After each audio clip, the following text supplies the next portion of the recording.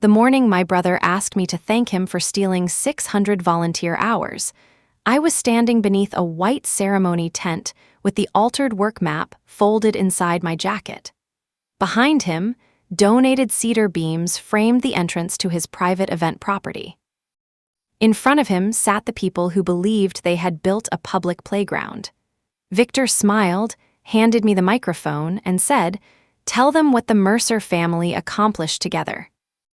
I opened the map and looked at the yellow sticker covering the real address. Then I asked the crowd one question. "Would you like to know where all of you were actually supposed to be working?" My name is Janine Mercer. I was 42 that spring, and for most of my life I had been the person my family called when something needed to happen without anyone noticing how hard it was. I made the reservations. I found the missing receipt. I remembered which cousin could not eat dairy and which uncle would leave if anyone mentioned politics. Victor arrived late, told a story, and received the applause. That pattern followed us into adulthood. I became a community project coordinator in Cedar Glen, Oregon. Victor became a property developer. My job was to convince ordinary people that a neglected place could become useful again. His job was to convince investors that an expensive place could become exclusive. We both worked with land, schedules, and people. Only one of us was praised at Sunday dinner for being a visionary. Our parents never said they loved him more. Families rarely use words that clean. My mother, Elaine, said Victor had a gift. My father, Robert, said Victor thought big. When I organized a neighborhood cleanup with 70 volunteers, Mom asked whether Victor had helped me promote it. When Victor put his name on a renovated warehouse, Dad framed the newspaper clipping. The project that changed everything began after a winter windstorm tour through the east side of Cedar Glen. Maple Street Park had already been tired. The storm finished the job. It split the old play structure, lifted the rubber surface, and dropped half a cottonwood tree across the picnic shelter. The city fenced the area and posted a sign that said closed until further notice. The neighborhood around Maple Street did not have another playground within walking distance. For weeks, I watched children stop at the fence on their way home from school. They would press their hands against the chain links and look at the broken red slide as though it had betrayed them. Community Works had enough reserve money to clear the dangerous debris, but not enough to rebuild. I wrote a proposal for a volunteer-led restoration. The city agreed to cover permits and inspections. A lumber company donated cedar.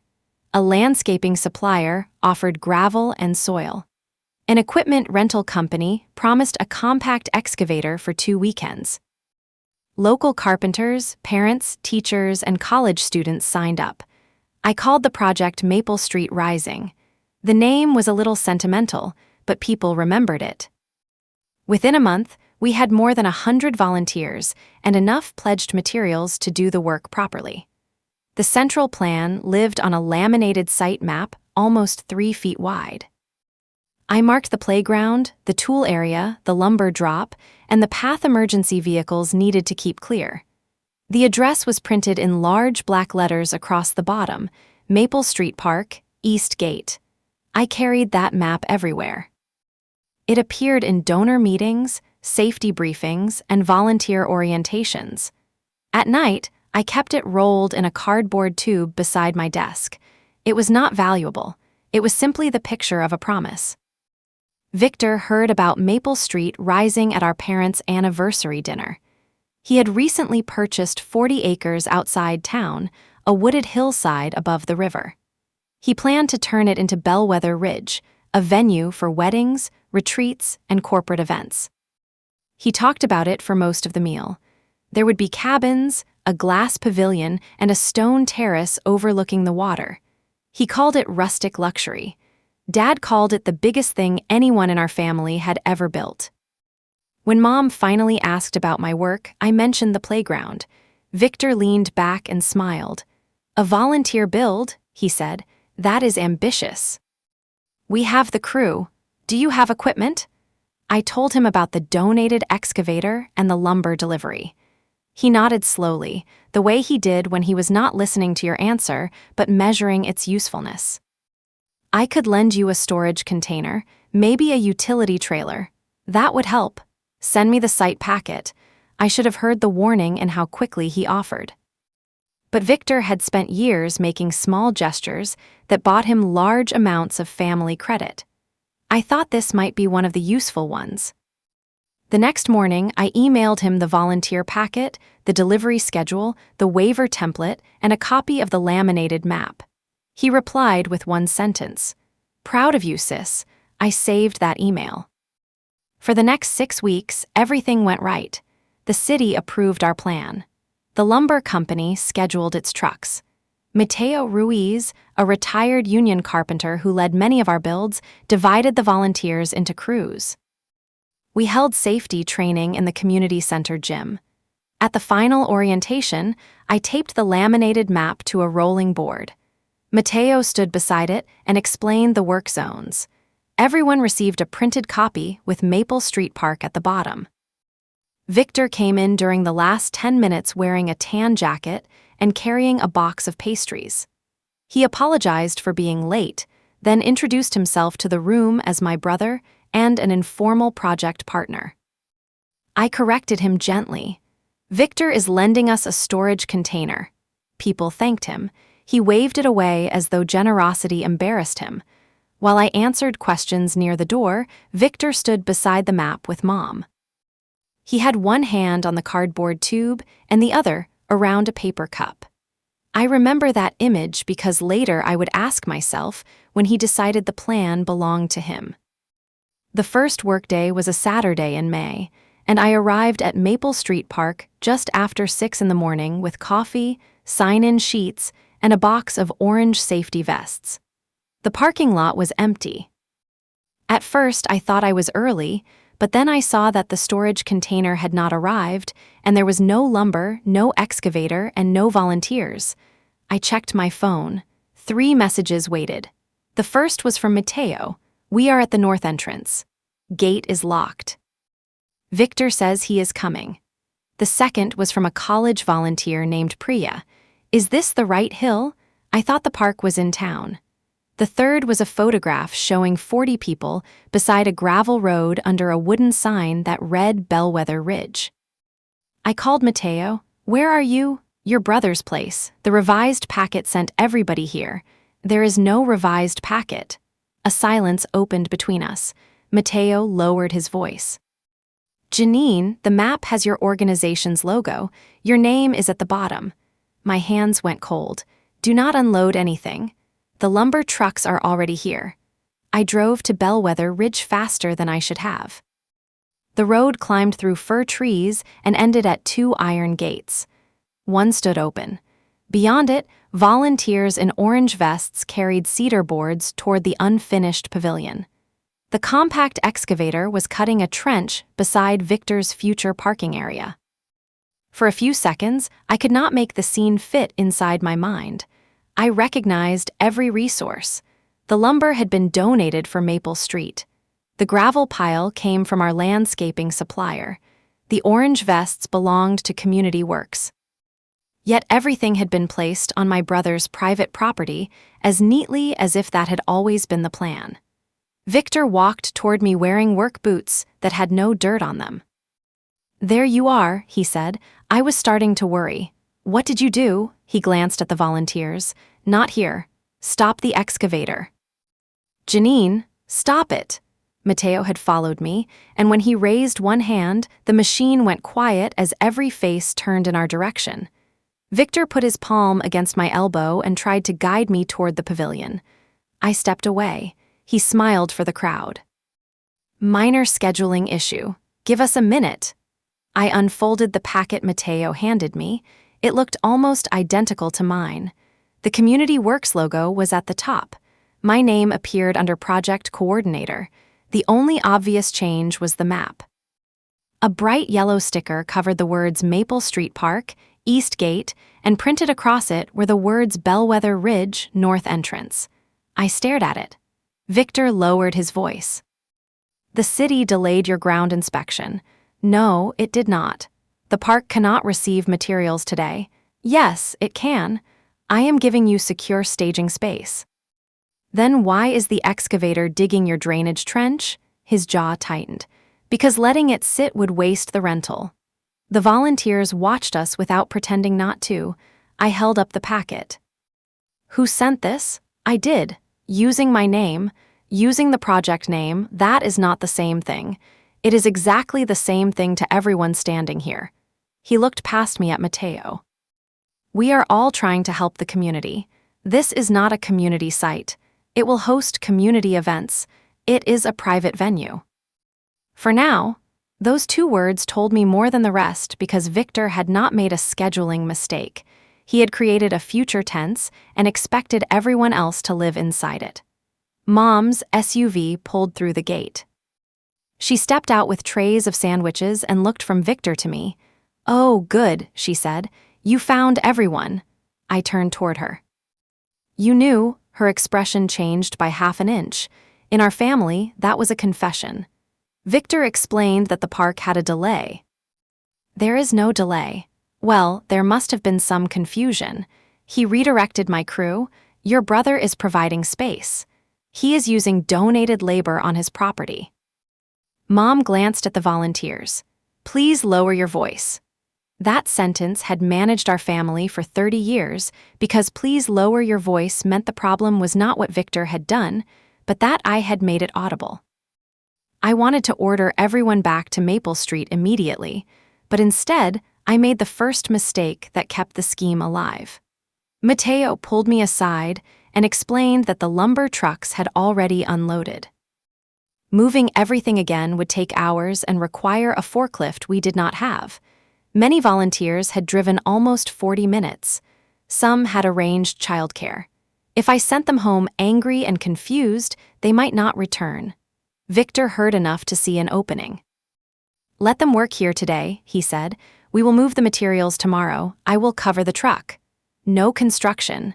Fine, sorting and staging. No excavation. Fine, and you send a correction to every volunteer before noon. He held out his hand as though we were closing a deal. Done. I did not shake it, but I agreed to 1 day of sorting and staging because I thought I was protecting the project. By lunchtime, photographs were already online. Victor posted a wide shot of the volunteers carrying cedar under the Bellwether Ridge sign. His caption read, "Proud to partner with Harbor County Community Works as we build a gathering place for the whole region." He tagged me. I called him from beside the gravel pile. Take it down. It is accurate. It is not. We are partnering. No, you are storing materials for 1 day. People do not care about technical language. Donors do. He laughed softly. You always think the paperwork is the story. The paperwork tells people what they agreed to. And I am telling a bigger story. That was Victor's talent. He made theft sound like imagination and boundaries sound like small thinking. The post stayed up for 3 hours, and by the time he removed it, a local business magazine had shared the photograph, while a wedding planner praised the coming opening. At 4 that afternoon, I walked the site with Mateo. We found more than sorting. A crew had installed cedar posts along the pavilion approach. The excavator had completed most of the drainage trench. 2 pallets of stone had been moved beside the future terrace. Who gave these instructions? I asked. Mateo looked sick. Victor handed out task cards while you were dealing with the trucks. They had your initials. I picked one up. At the bottom, beside the letters JM, someone had written approved. Those were my initials. They were not my handwriting. Victor had left for a meeting. I called him 6 times. He did not answer. That night, I sat at my kitchen table with the altered packet, the task card, and the original map open in front of me. The yellow sticker was slightly crooked. One corner had lifted, revealing the letter M underneath. I slid my fingernail beneath it, then stopped. I wanted the evidence intact. On Sunday morning, Victor sent a group email. He called the move a temporary staging adjustment made necessary by changing site conditions. He thanked everyone for flexibility and said the next workday would proceed according to an updated regional partnership plan. He did not apologize. He did not mention Maple Street. I replied to the entire list before he could turn his language into memory. I stated that Community Works had not approved any labor at Bellwether Ridge. I confirmed that Maple Street remained the authorized project site. I asked volunteers not to return to Victor's property until they received instructions directly from my office. Then I called every donor. The lumber company's manager was confused. Victor had told his dispatcher that Bellwether Ridge was a secure delivery annex for the playground. The landscaping supplier had received a similar message. The rental company had been told that the excavator would prepare an access route for equipment serving Maple Street. I forwarded that last email to Victor. His reply came 2 minutes later. "You are escalating a correctable misunderstanding." I wrote back. "Return every unused material by Wednesday. Pay for the labor and supplies already used. Remove our name and photographs from your marketing. Then we can discuss what is correctable." He did not answer. At work on Monday, my director, Sheila Grant, closed my office door. Sheila had silver hair, sharp glasses, and no patience for dramatic adjectives. She had supervised me for 9 years. When she placed the altered packet on my desk, I knew the conversation would be difficult. "Did you authorize any work at Bellwether Ridge?" "No." "Did Victor have access to your templates?" "I sent him the site packet because he offered a storage container." "Did you tell him he could distribute it?" "No." "Did you know he planned to use volunteers?" "No." She studied me. "Why did you allow work to continue after you arrived?" That question hurt because it was fair. I allowed sorting and staging for 1 day. I did not approve construction. He gave task cards to crews while I was handling deliveries. Sheila tapped the packet. "The board will ask whether your family relationship affected your judgment." "It did." She looked up. "I gave him a compromise I would not have given another developer. That was a mistake." Honesty did not rescue me, but it changed the room. Sheila nodded once. "Document everything," she said. "Until we understand the exposure, Maple Street purchases are frozen." My stomach dropped. The second build is in 12 days. Then we need answers quickly. Victor called me after lunch. "I heard your board froze the project." "How? Cedar Glen is a small town. You created the freeze." "I created an opportunity that you mishandled." I almost laughed. "You put my name on false instructions." "I adjusted a packet." "You used donated supplies. They are still supporting a community destination." "Your wedding venue is not a community destination." "It will employ people. It will bring visitors. It will host fundraisers. Those are benefits to your business. You cannot separate business from community." "Yes, I can. The property deed does it for me." He went quiet, then his voice softened. "Come to Bellwether tonight. Let us solve this as family." I should have insisted on an office meeting with witnesses. Instead, I went because Maple Street had 12 days, and I still believed a direct conversation might move him faster than a formal fight. Bellwether looked different without volunteers. The unfinished pavilion stood open to the sky. Cedar posts lined the path where our crews had placed them. The drainage trench curved toward a retention pond. At the top of the hill, the river flashed between the trees. Victor waited inside the site trailer with 2 cups of coffee. On the table sat a rendering of the finished property. Tiny figures in formal clothes crossed the stone terrace. Near the lower corner, a green patch was labeled Community Lawn. He pushed the rendering toward me. "This is the answer." "What is?" "We designate part of the property for public use." "How much public use?" 2 charity events a year, maybe a school field day." That does not make it a public project. It makes the volunteer labor appropriate. "No, it makes your marketing more complicated." He leaned back.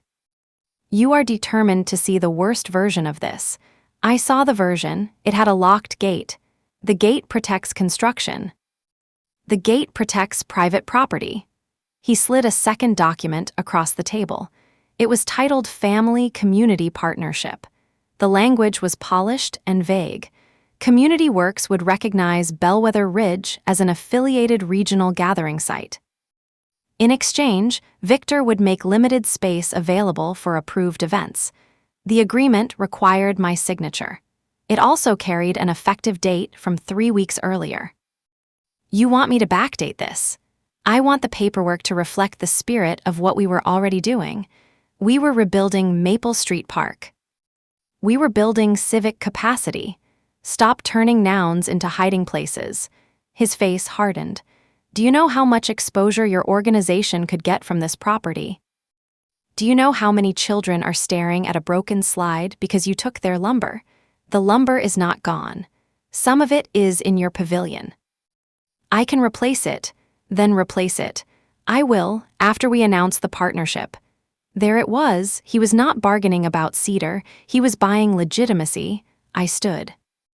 Return the materials by Wednesday. He stayed seated and said, if you go public, your board will look careless, your donors will look foolish, and the volunteers will feel used. They were used, and you were in charge of them. He let that sentence settle. Victor had always known how to place his responsibility inside someone else's shame. For a moment, I saw the story he wanted me to accept. He had taken resources, but I had failed to stop him. Therefore, exposing him would expose me. Silence would become my penance. I picked up the proposed agreement. I am keeping this. You cannot. You gave it to me. It is a draft. So was the altered packet. I walked out with the agreement folded beneath the original map. The next morning, Mateo came to my office. He carried a canvas tool bag and looked as though he had not slept. I should have called you before we unloaded, he said. You followed a packet with my name on it. I still should have called. We can both wish we had done something sooner. He placed his phone on my desk. I took pictures because the site felt wrong. There were photographs from the first hour at Bellwether. In one, Victor stood beside the lumber truck holding a clipboard. In another, Mom handed out revised task cards. A third showed the excavator entering the property before I arrived. The time stamps mattered. Construction had begun before Victor could claim I approved it. Mateo swiped to a short video. Victor's voice came through clearly. Janine wants the pavilion posts set first. Once those are in, the rest of the day will move faster. My throat tightened. He said my name. 3 times.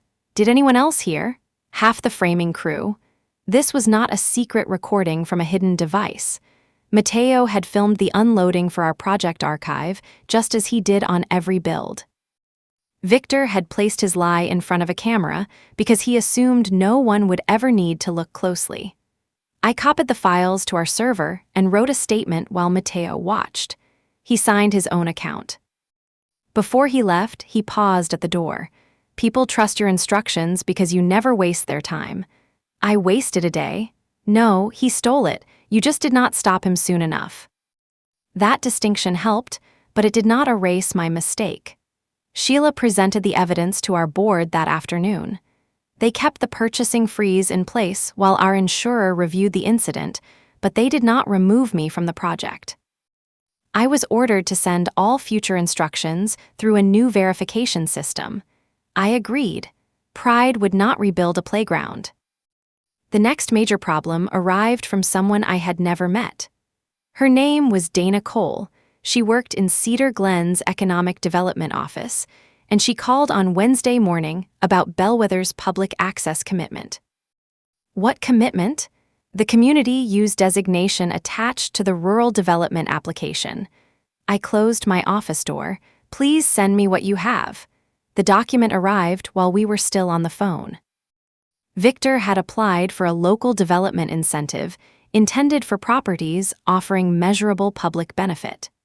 His application described Bellwether Ridge as a public-private gathering space developed in partnership with Harbor County Community Works. My name appeared in the supporting narrative. A photograph of the volunteer crew appeared on the final page. Dana spoke carefully. The application says your organization coordinated donated labor as part of the public benefit. We did not. It says you will oversee community scheduling. I will not. Did you sign a partnership letter? No. There is no signature page, only a reference to an agreement in process. He had left himself too little room to prove a signed partnership, but enough to create the impression that one was inevitable. I sent Dana the original Maple Street proposal, the altered packet, and my written correction, and she suspended review of Victor's application. Within an hour, he was in my office lobby. He did not knock. He walked past our receptionist and stopped in my doorway. You contacted the city. The city contacted me. You sabotaged my application. I corrected a false statement. You could have called me first. I did. You offered me a backdated agreement. Sheila appeared behind him. Mr. Mercer, this is a workplace. You need to leave. Victor ignored her. Janine, do you understand what that incentive is worth? Do you understand what Maple Street Park is for? This is bigger than a playground. That sentence was loud enough for the entire office. I stood. Leave. He stared at me as if I had spoken in a language he had never heard from me. Then he smiled, but only with his mouth. Mom was right. You would rather embarrass the family than admit you need us. I needed a storage container. You needed reach. I gave you reach. You gave yourself my name. He left. 10 minutes later, Mom called. Why did Victor just tell me you cost him nearly $80,000? Because he applied for public money using my project as proof. He says the property will be available to charities. 2 days a year if he approves them. That is still something. It is not what the volunteers agreed to build. Can you not find a compromise? I did. I gave him 1 day. He used it to install his pavilion posts and apply for an incentive. Mom exhaled sharply. Your brother has already invested everything in this place. So the people with the least power should finish it for free. Do not make this ideological. It is not ideological. It is an address. What does that mean? The donations were promised to Maple Street Park, not to Victor, not to our family, not to a future idea, to one address. She was quiet for a moment. Then she said, Your father and I were counting on Bellwether succeeding. The change in her voice made me sit down. Why? Another silence. Victor offered us the caretaker cottage, she said, once the property opens. I looked through my office window at the wall of before and after photographs. He promised you a house? Not a house. A small cottage. We would help welcome guests and keep an eye on things. Did he put that in writing? He is our son. That was not my question. You always reduce everything to documents. Because documents stay the same after dinner. Her voice cooled. We printed a few packets, that is all. I gripped the phone. You printed them? Victor was overwhelmed. The printer at his trailer was not working. You printed the altered volunteer packets. I did not alter anything. You saw the yellow sticker. I saw an updated map. You knew it was his property. I knew he had discussed helping you. Did you hand out the task cards? She did not answer. Mateo's photograph had already answered for her. I closed my eyes. Mom, the volunteers thought those instructions came from me. No one was harmed. The park lost a workday. Donors were misled. My job is under review. Your job is not more important than your brother's future. There it was, clean at last. I had heard versions of that sentence since childhood. Victor's test mattered more because he was anxious. Victor's graduation mattered more because he was the first son. Victor's business mattered more because he had risked so much. My work could be bent around his future because mine had always looked dependable. Thank you, I said. For what? For finally saying it without decoration. I ended the call. That evening, Dad came to my house. He stood on the porch holding the cardboard tube that normally carried my site map. I found this in your mother's car, he said. Inside was another printed copy of the altered map. The yellow sticker covered the Maple Street address. Did you know? I asked. He looked down. I knew Victor was using the property to stage materials. Did you know volunteers were building there? Not until Saturday. Did you tell him to stop? No. Why? His answer took so long that I stopped expecting one. Your mother said it would work out. I laughed once without humor. That has been our family motto. Dad rubbed both hands over the cardboard tube. Victor says he will replace everything after I endorse his partnership. He thinks public support will help him finish. He stole public support. Dad flinched at the word. You do not have to choose sides, he said. I did not create sides. I created a playground plan. He is your brother, and I am his sister. Why does that sentence only create duties for me? Dad had no answer. I took the tube from his hands. Before he left, he said, Your mother did not mean what she said about your job. She meant it enough to say it. After he drove away, I placed the two maps on my living room floor, one showing the real address and the other hiding it beneath yellow paper. They were identical everywhere except the destination. That was the whole conflict. Victor wanted everyone to focus on the work, the volunteers, the cedar, and the family name, while I wanted them to look at where it all went. I peeled back one corner of the sticker on the duplicate. The original words waited underneath. Maple Street Park, East Gate. The next 2 weeks were the hardest part of the project, not because Victor had won, but because confusion spreads faster than correction. Some volunteers understood immediately. Others had seen his photographs and believed Bellwether Ridge was part of Maple Street Rising. A few thought Community Works had changed plans and then blamed Victor to avoid criticism. One woman wrote that she did not care where her volunteer hours went as long as the place looked beautiful. I cared. A volunteer may choose where her time goes, and a donor may choose where his lumber goes, because beauty does not cancel consent. Sheila and I held an evening meeting at the community center. We placed the original site map on an easel and explained what had happened. Mateo described the revised packets.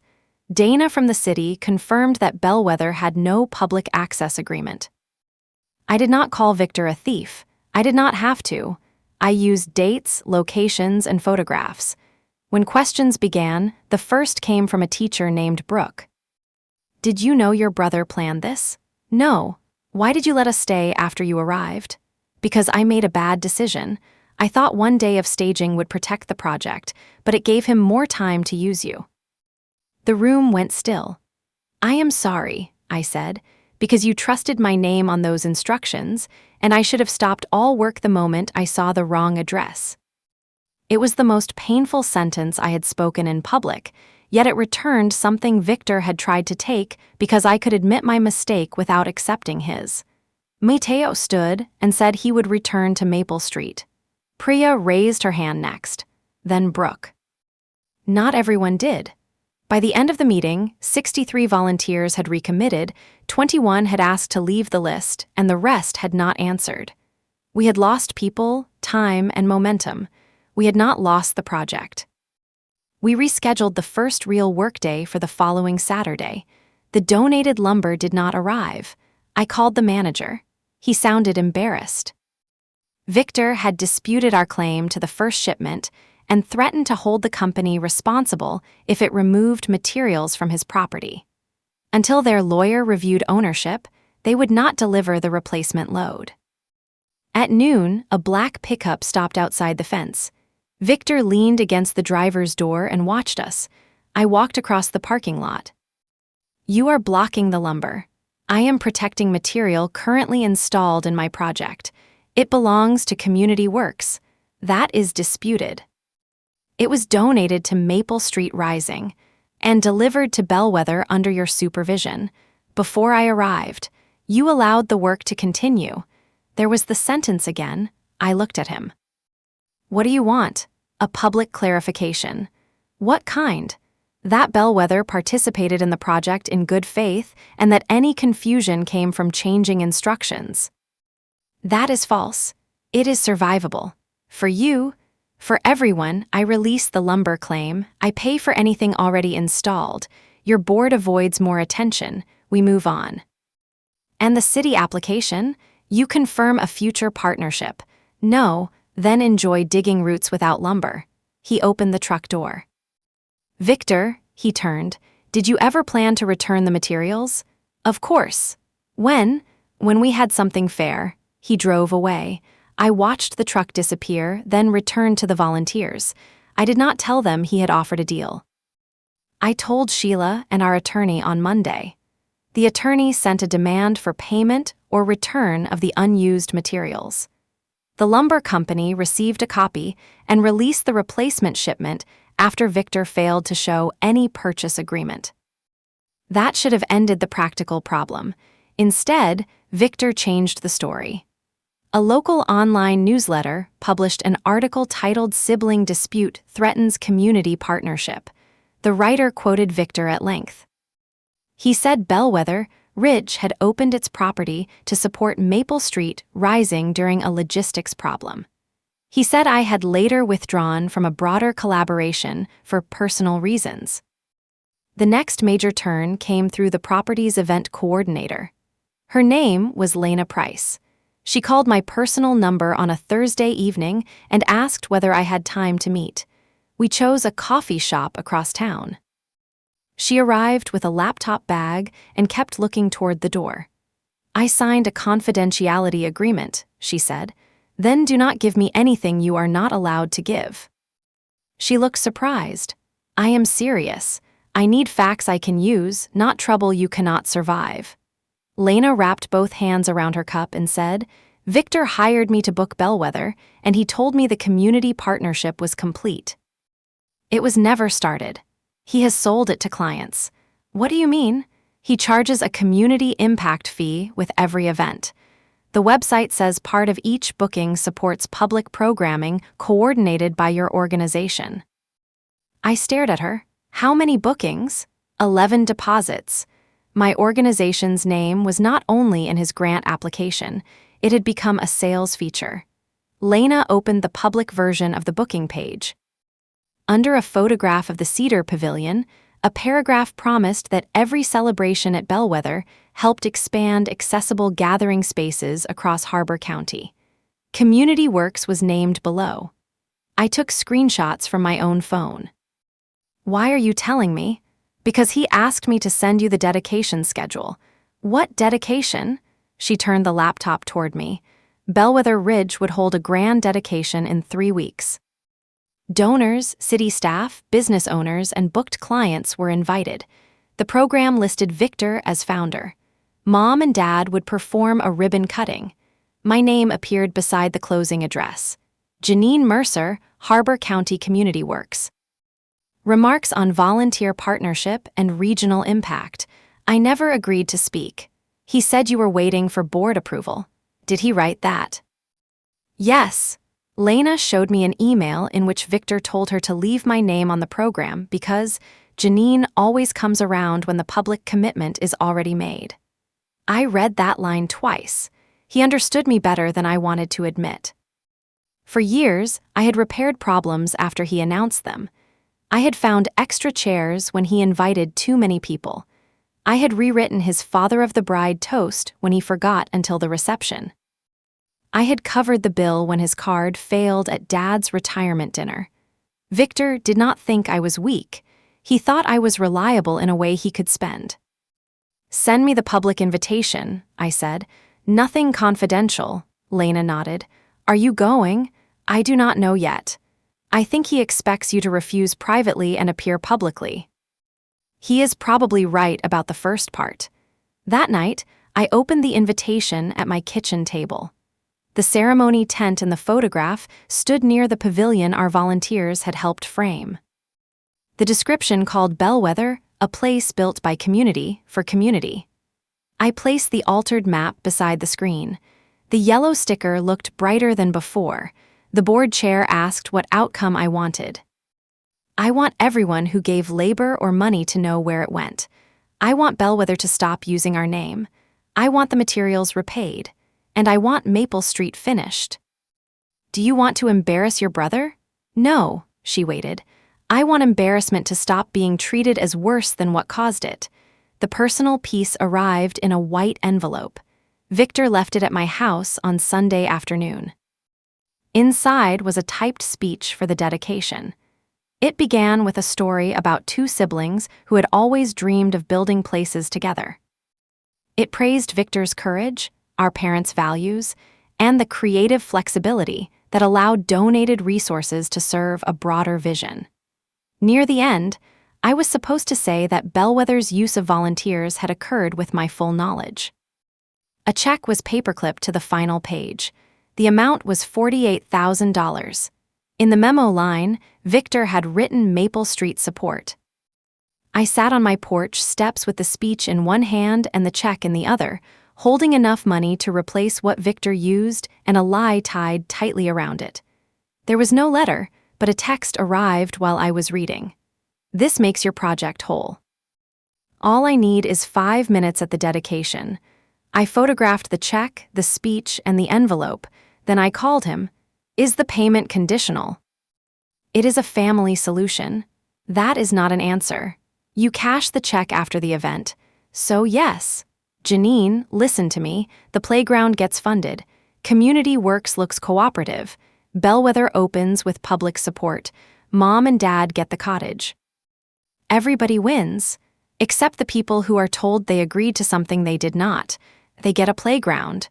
They were already building one, he sighed.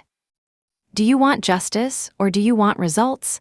I want results that do not require a false story. Then you want purity. Purity is expensive. You are asking me to sell the truth for the amount you already owe. I do not owe $48,000. Then why is the check $48,000? He did not answer. I looked at the typed speech. Did Mom help write this? She looked it over. Of course she had. Will you be at the dedication? He asked. I have not decided. His voice softened into confidence. You will. You never leave a room full of people without fixing what is wrong. He ended the call. For the first time, I understood exactly how to answer him. He was right. I would go. But I would stop confusing fixing the room with protecting the person who damaged it. I did not cash the check. Our attorney returned it by certified mail with a demand for unconditional restitution, and we kept copies of everything. At Bellwether, Victor prepared for his ceremony. The local newsletter announced that county leaders would attend. Photographs showed tables under the pavilion and new grass across the so-called community lawn. The cedar posts our volunteers installed had been stained a deep brown. Mom texted me twice.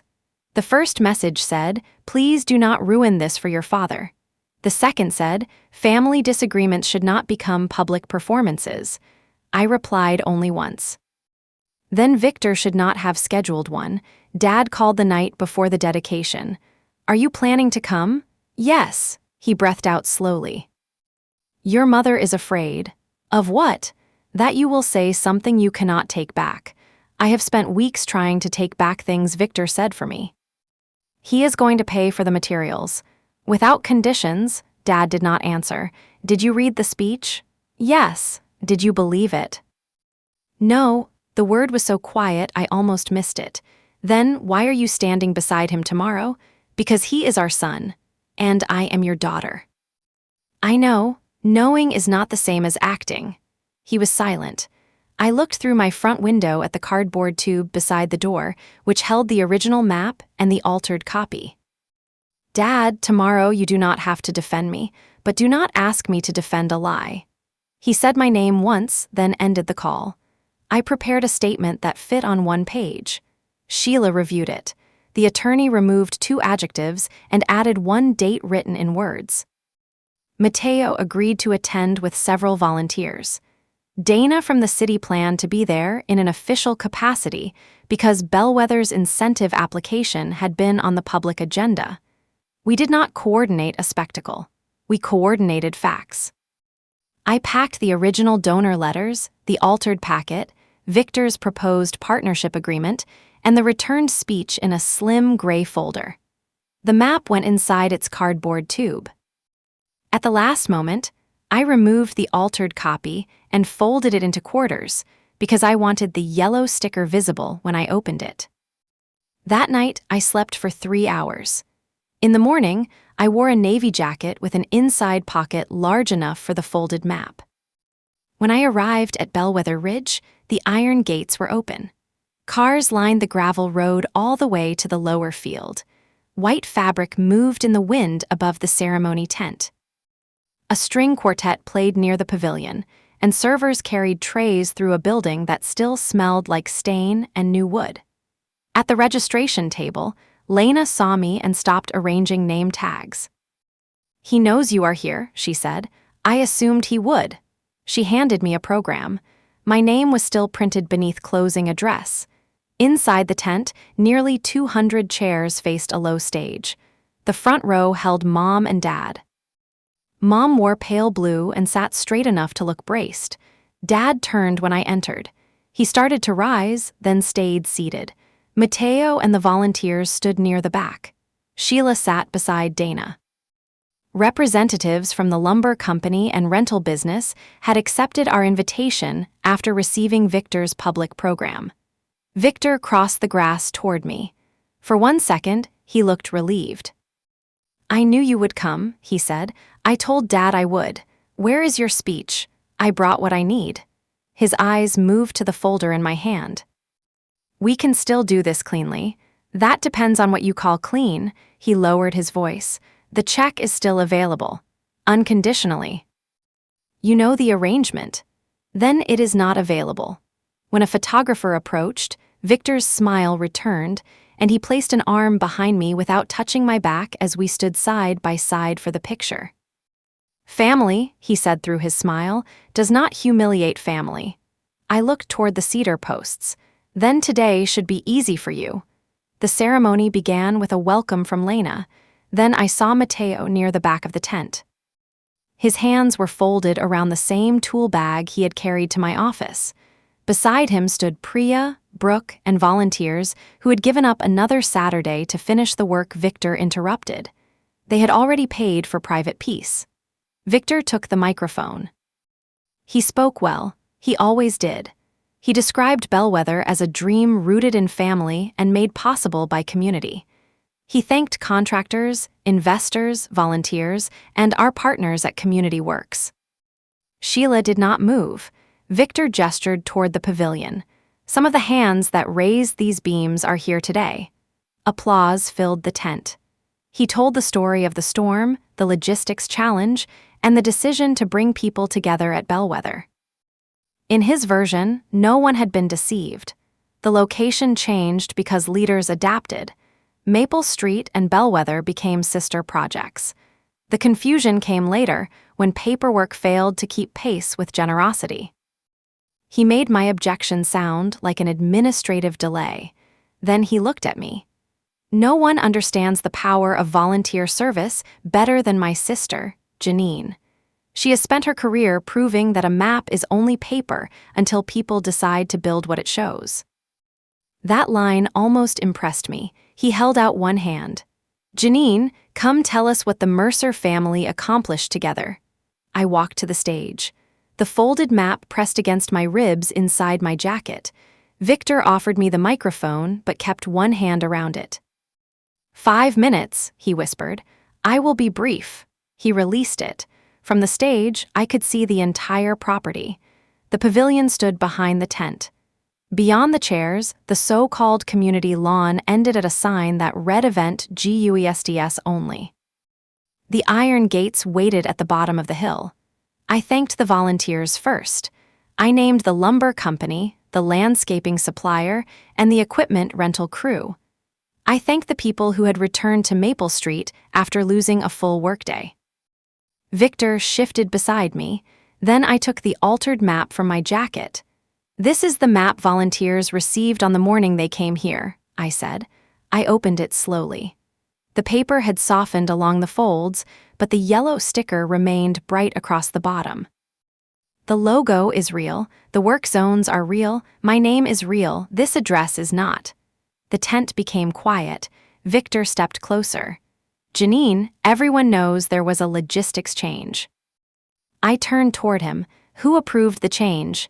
We discussed using Bellwether for staging. "Who approved construction?" He looked at the crowd. This is not the place for a technical dispute. You printed my name on technical instructions. This is exactly the place. Mom stood in the front row. Janine, please. I heard the warning from every family dinner of my life. Lower your voice, save your brother, do not make the true thing visible. I kept my voice level. The volunteers came here believing they were rebuilding Maple Street Park. They installed pavilion posts, moved stone, and dug drainage for a private event business. They did not consent to that work. Victor reached for the map. I stepped away. Do not turn this into a performance, he said. You printed a program with my name in it. A few people looked down at the pages in their laps. I slid one finger beneath the lifted corner of the yellow sticker. This is what the original map said. The sticker peeled away with a dry, tearing sound. Underneath, in large black letters, were the words Maple Street Park, East Gate. I held the map toward the audience. The work did not lose its destination. Someone covered it. No one applauded, which made the moment stronger because people were not watching a victory. They were recalculating what they had believed. The lumber company representative stood.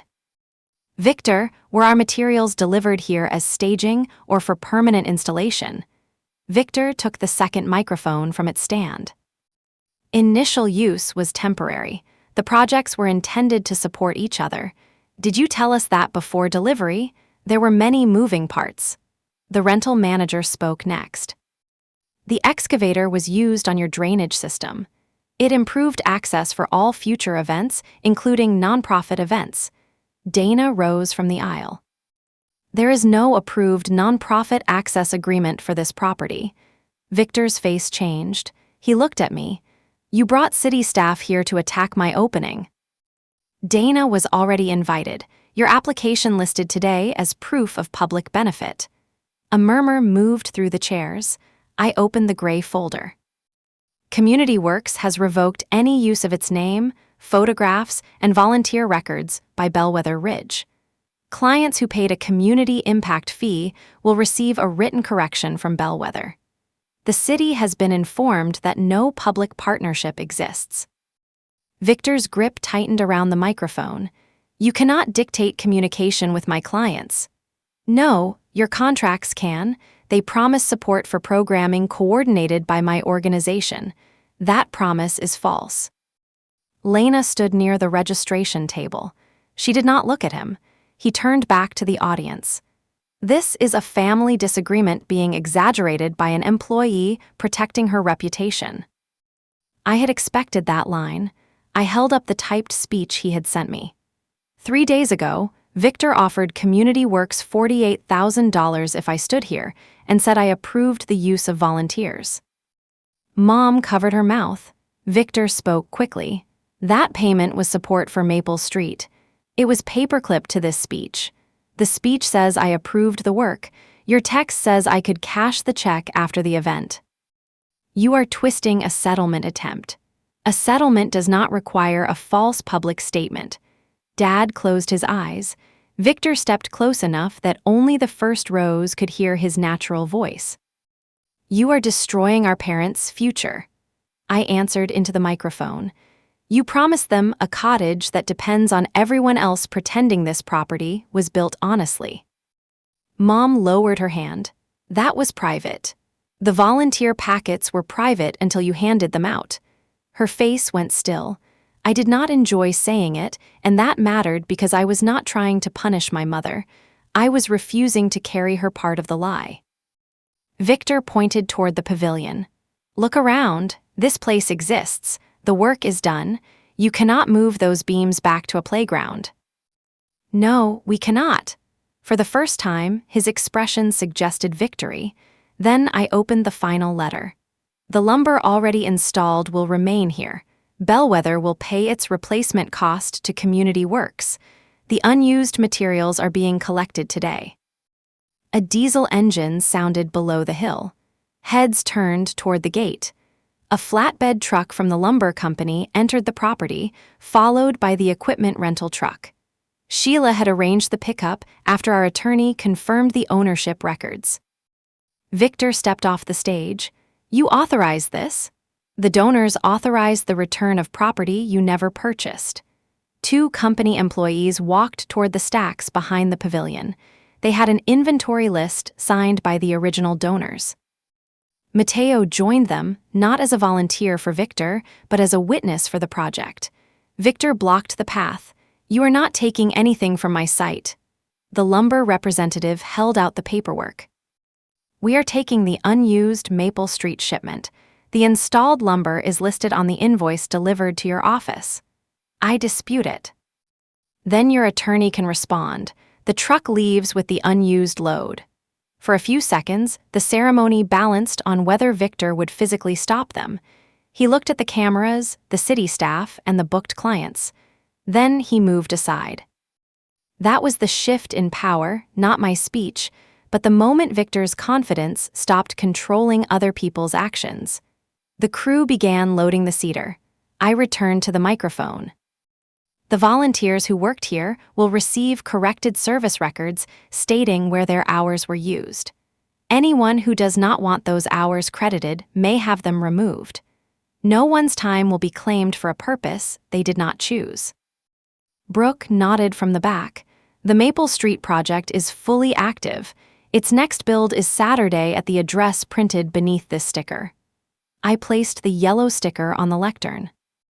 "Bellwether may succeed as a private business, but it will not call private benefit community service, and it will not use my name to make that sentence easier to sell." Victor stood beside the stage. "Are you finished?" "Yes." "You came to my dedication to take everything." "No, I came to return everything to its right address." I set the microphone down. Mom approached me near the tent opening. "You could have handled this privately," she said. "I tried. You did not have to mention the cottage. You helped distribute false instructions because Victor promised it to you." We thought he was bringing the family together. He brought the family onto land he needed us to help him finish. Dad joined us. He looked older than he had that morning. "Elaine," he said, "we should go." Mom turned on him.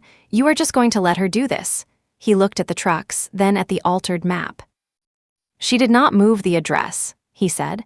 It was the first time my father had chosen a complete sentence over keeping the peace. Victor did not speak to me again that day. The consequences were quieter than the dedication and more permanent. Bellwether's city incentive was denied. Victor had to refund the community impact fees or let clients apply them to their event balances. The lumber company billed him for the installed cedar. The rental company billed him for unauthorized use of the excavator. He fought every invoice but eventually paid through a 12-month agreement because the records were simple and the alternatives were expensive. The caretaker cottage was delayed. My parents remained in their house. Mom blamed me for several months, then shifted to saying the cottage had never been certain. I did not argue. Documents stay the same after dinner. Dad began calling once a week. Our conversations were awkward and brief. I told him that contact with me could not be used to carry messages from Victor. The first time he tried, I ended the call. The second time, he stopped himself. That was not reconciliation. It was a boundary becoming real. Victor sent one email. He said I had chosen public approval over family loyalty. I replied with 4 words, "Return what you redirect." He did not answer. Maple Street Park reopened in September. The new play structure had cedar rails, an accessible ramp, and a red slide brighter than the one the storm destroyed. Mateo built a long picnic table from salvageable boards. Priya organized the opening games. Brooke students painted small wooden signs for the garden beds. We held no ribbon cutting for my family. The volunteers cut it together. Near the east gate, Community Works installed a locked display case for project plans and safety notices. I placed the original laminated map inside it. The address was visible across the bottom. I kept the altered yellow sticker in my desk until the morning the fence came down, when I carried it to the park. A faint rectangle of adhesive still marked the map where Victor had tried to cover the destination, and although I could have cleaned it away, I left it. The mark did not ruin the plan.